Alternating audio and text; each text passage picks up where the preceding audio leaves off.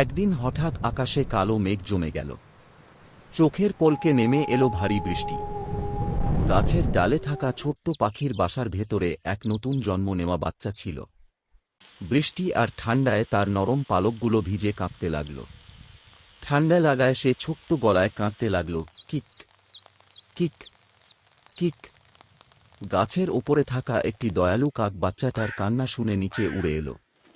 সে দেখল বাচ্চাটি একদম ভিজে গেছে এবং বাসার চারপাশে পানি জমছে।